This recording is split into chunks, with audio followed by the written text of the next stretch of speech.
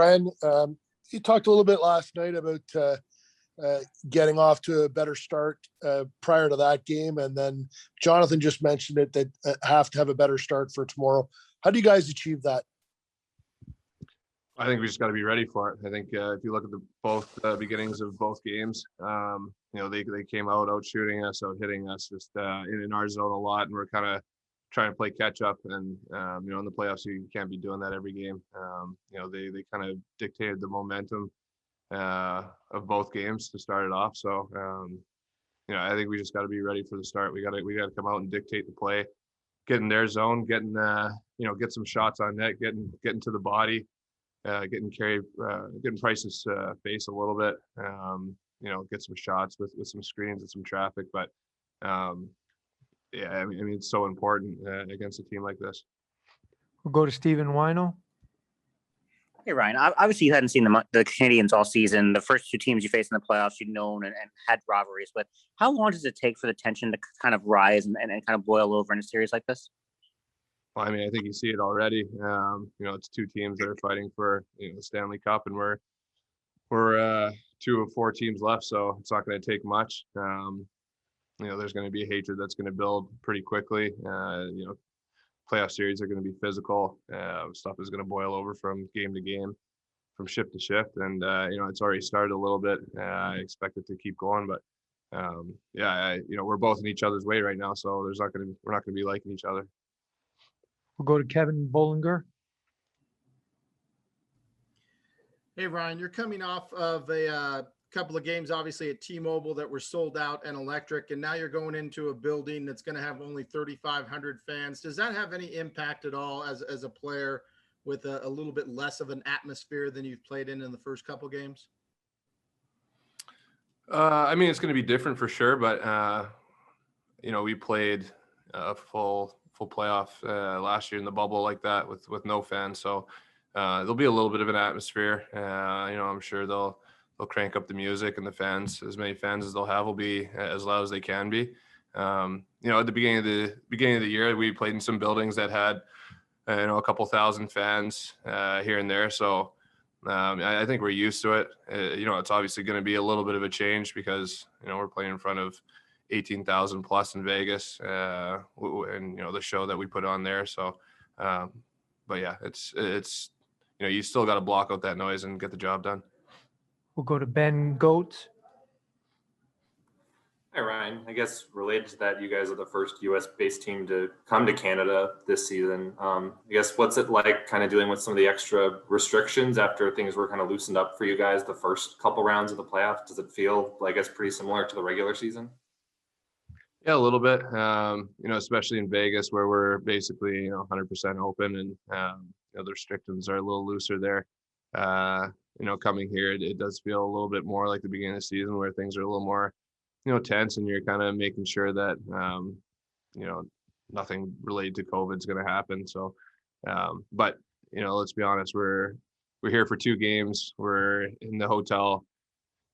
We have dinner tonight. We're going to go take care of business tomorrow, come back to the hotel, the next day off or practice or stretch or whatever it is. And, it's not like we're going out and hitting the town anytime soon. So it's not that big of a deal.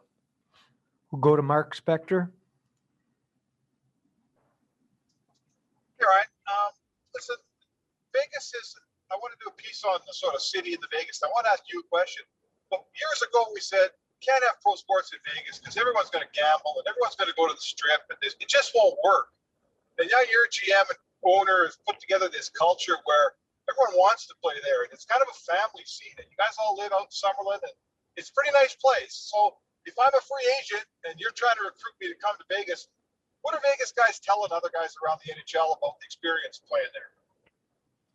Well, I think it's the way, ownership, management, treat the players, the way the organization treats the players. It's, it's like nothing else that I've ever seen before. They put the players first, and then, to your point or what you said earlier, guys coming in and gambling and hitting the strip. Yeah. That allure is there, but, if you're going to do that, you're going to be shipped out quicker than you got here. So I think, with all the perks that the city has, the way the city treats you, how good the fans are, how much the fans are invested in the team. I think guys come here knowing that they don't want to jeopardize their time here. And so, for me, even when the strip was open, I was probably at the strip, 2, 3, 4 times a year just to hit dinner. When you live in a city like that, going down to the strip every weekend, it's going to lose its fun. So you also don't want to lose that. So, you try not to get in too much trouble. We'll take 2 more for Ryan. We'll start with David Shane. Hey, Ryan, last series, you missed a few games. Obviously, one of them you were scratched. How much of a motivation was that? And where do you feel like your game is at right now? Oh, I think throughout the playoffs, I thought I had a pretty good first round. Obviously, I had the suspension the second round and came back, and against a pretty high-powered offensive team in Colorado. I got scratched in Colorado and came back. The first 2 games here, I think our lines had stints of, good shifts here and there, and put together a couple good periods, but I think we've been a little inconsistent. Me for sure, a little bit inconsistent in these first 2 games. I think last game, I don't think our whole team had a good first period, a couple of random good shifts by a couple lines. The second period, I thought our line was good, but still a couple of those shifts where we're hemmed in our zone. We gave up the first goal. Third period was kind of back and forth, but, just not sustaining enough pressure. I think we need to get back to, I think we're just a little disconnected right now as a line. For me, I think I'm just, the first 2 games, I haven't got to the puck as quick as I want to, got on the body as quick as I want to. And, that's something that we've talked about, and, our line's important. We have to draw energy in these games. We're an energy line. We're not going to score a ton of goals, and when you're a line that's not going to put up a lot of points, you have to make sure that you're taking care of your end and you're doing the other things right, and you're laying the body, playing physical, getting in their zone, and drawing some penalties. So we definitely have to get back to that. Our last question for Ryan will be John Morosi. Thanks, Ryan. Related somewhat to Mark's question about free agency, are there some conversations that you had with Keegan back in the fall that you reflect back on now about being very happy that he decided to re-sign with Vegas, and how pleased have you been with his growth on and off the ice this year?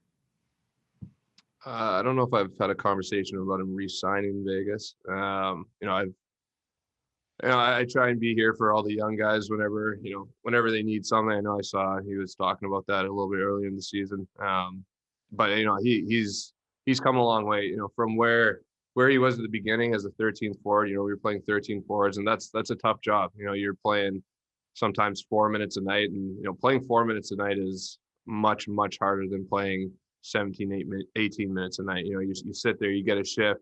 And if that shift isn't good, you sit there for 10 minutes and you wait for that next shift, and that next shift isn't good. You're just constantly chasing, trying to get a good shift in and try and do something positive in the game when sometimes it's just not there. And when you only have 4 minutes, it's tough. And, I sat and talked with him about that and made sure that he just understood that, his time will come. And when it did, that he had to take advantage of it. And, he just kept working. I thought he did a great job when he was a 13th man. Then when he got into the lineup as a regular guy, he's been great. Last game he stepped up on the first line with Stoney and Patch, and I thought he did a really good job with them. Playing with some really good players. So I think he's a guy that can slot in up and down the lineup. He's gonna be a good player in this league. Thanks very much, Ryan, for your time. That'll conclude our Vegas media availability. Thanks for joining us.